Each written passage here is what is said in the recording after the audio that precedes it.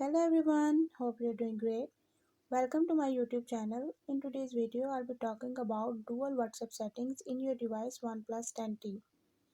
So if you want to set your WhatsApp's dual settings, you just have to follow a few steps which I'll be showing you in today's video. But before we start the video, if you're new to my channel, don't forget to subscribe and press the bell icon so you won't miss any of my updates. Now watch this whole video and you will learn how to get your dual WhatsApp settings.